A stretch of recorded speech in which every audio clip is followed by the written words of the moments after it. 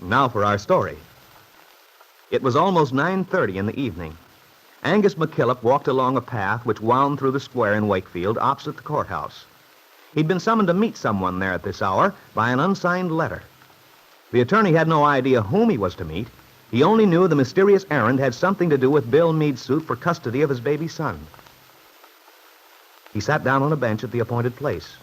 And now, a few minutes later, he hears footsteps, sees the shadowy figure of a woman approaching. It's Mr. McKillop, is it not? It is. And who might... Oh, how are you, Miss Ward? But that's wrong. You're Mrs. Ben Calvert now, eh? Yes, I have been for some time, you know. Of course. I remember now. Forgive me, but I'm a man who is set in his ways. You were Miss Ward for many years. It'll take me a bit of time to mark the new order in my mind. Oh, that's all right, Mr. McKillop. Don't apologize. Lots of people still call me Jessie Ward. I don't mind, really. After all, I'm used to the name, too. Well, then, Mrs. Calvert, I trust you've been in good health. Oh, yes, quite well, thank you. And your husband? Oh, Ben's fine. The only ailment he suffers from is a bad temper. Well, how have you been yourself? We don't see each other often, do we? No, we don't. I'm busy in my office most of the time. I'm certainly not accustomed to rambling about all hours of the night. Oh, you ought to take a little stroll in the evening once in a while. It's quite refreshing. At least I find it so. You don't say? Yes, indeed. Clears the head, you know. Well, my head doesn't need clearing. It's as clear as a bell. Well, you're a lucky man, Mr. McKillop, since you can say that with so much assurance. Yes, most people find life somewhat trying from time to time.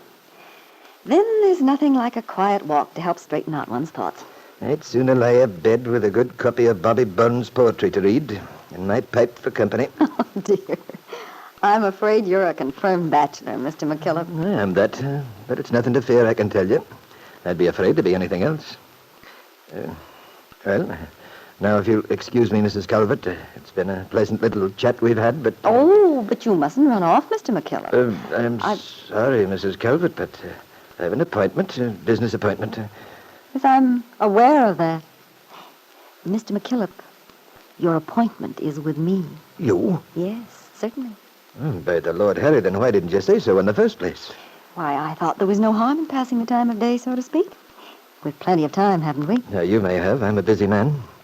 So you're the writer of the mystery letter? Yes. There's something wrong about this. You, Ben Calvert's wife, making a rendezvous with the very attorney who opposed him. I'm an honest man, Mrs. Calvert, and a frank one. I know you are. That's why And I tell you this, I don't like what's going on. Don't like it at all. It's not right. What's not right, for heaven's sake? You're Ben Calvert's wife. You've no business mixing up in this thing. Whatever you have in mind. Well, I'd like to know why not. Just because I'm Ben's wife doesn't mean I'm blind to what's been happening. Perhaps not, but... I've a right to my opinions, and I've a right to do something about them. If there's anything I can do... But for a wife to work against her own husband, that's what it amounts to. This secrecy... Oh, my goodness, Mr. McKillop, stop talking about wives, husbands. You're an attorney. You ought to know the ways of the world. I am an attorney, and I know the ways of women. That's why I distrust you. So, you distrust me, do you? Well, I'm not worried about that. When you've heard what I have to say, you'll change your mind. I doubt it. I'm not sure I'll stop to listen to your story, whatever it is, Mrs. Calvert. Oh, but you must. It's to your own interest, and Bill Meade's. Bill Meade? The man your stepdaughter just divorced. The man who wants their child. And you say you have his interest in mind. Doesn't ring true. No, I think I'll go along. I don't like such shenanigans, thank you. Oh, wait, Mr. McKillop. Wait? Or what? Look here. I don't see why I should justify my actions to you, but since you're being so difficult, perhaps if I explain how I feel... Right is right and wrong's wrong, Mrs. Calvert. You can't explain that away. Well, I don't intend to try. But the thing is, when you know more about what's in the background, your idea of right and wrong may be changed. If I tell you about Ben... There's not much you can tell me about your husband. I've known him for years. That doesn't alter my thinking about your actions. It might, if you'd give me a chance to explain. You see, Mr. McKillop, my relationship with Ben, with my husband, hasn't been a bed of roses by any means. You might have known that when you married the man. I suppose I should have. In fact, I did, in a way, but, well, I put my doubts behind me. I loved Ben for years. I guess everyone in town knows about that. I would have done anything for him. I worked hard, helped him all I could. Oh, I knew I was a laughing stock. Everyone said, Ben Calvert will never marry Jessie Ward. He's making a fool of her. I knew that, and it hurt. But somehow I couldn't give up. Then, gradually, my feeling about him changed. That was the time for you to break it off, then. When a woman turns against a man... I might have broken it off, but he'd always promised to marry me. I thought he would. And I still wanted him to because I wanted to show this town how wrong it was. Prove I hadn't been made a fool of. Pride. It's a terrible thing. And then Kitt came back.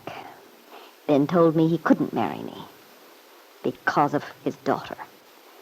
That was when I determined to get him anyway. Apparently you did. You accomplished what you wanted, but still you're bitter. Yes, I am bitter. After the treatment I've had from those two, from Ben and his precious daughter. So it's spite, then. That's what drives you. I see it now. You want to strike back at Ben Calvert and his daughter through Bill Meade, huh? Yes, I admit I'd like to hurt them. They've hurt me every way they could. But that's not all of it. Believe me, it isn't. There's a question of justice, too. Justice? Yes. I happen to know that Bill Meade hasn't been treated fairly. Don't believe this if you don't want to, but I honestly like that boy. I always have. I felt sorry for him when he married Kitt. I knew there'd be a showdown sooner or later. But I'm not going to stand quietly and let her put things over. Things she has no right to. I see. Now, Mrs. Calvert, in spite of the fact that I know I ought to have better sense, I have a feeling in my bones that you're telling the truth. I am.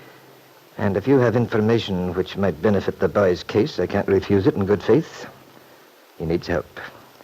I said before that short of a miracle or magic, I couldn't do him any good. Perhaps this is it, even though it's a strange, black sort of magic. Well, it shouldn't matter, black magic or white. As long as he has a fair chance. Knows the things he should know, so he stands a decent hope of winning. Well, it's not as if Kitt loved that baby. I know better. Aye, that's been well established. But that's not the kind of information which will help us. If that's all you have to say, we're wasting our time. I know, too, that Ben Calvert's no man to rear an innocent babe. But that doesn't help. The child's fed and cared for. Yes, thanks to the nurse, Miss Thorndyke. Nurse or no nurse, the bairn's not suffering physically. There's no law that says a woman has to feed her child herself, if she can pay someone to do it for her. Oh, I know that. If the ex-Mrs. Meade doesn't neglect her child's needs, sees to it that he has what she should, then, according to the law, she's a fit mother. And the only thing which would make her unfit in the law's eyes would be the charge of conduct unbecoming a mother. I think you understand, Mrs. Calvert. I certainly do. And it's exactly what I came to tell you about. What's that? You know something which would... I have definite proof as to Kitt's actions, which leaves no doubt that she's entirely unfit to bring up that child, according to the law. There was no mistaking the triumph, the confidence in Jessie Calvert's tone. She wasn't bluffing. Angus McKillop realized that. Apparently, she really had, or believed she had, information which might strengthen Bill Meade's case, his suit for custody of the baby boy he believed to be his own. Angus looked intently at Jessie as he waited for her to continue her story.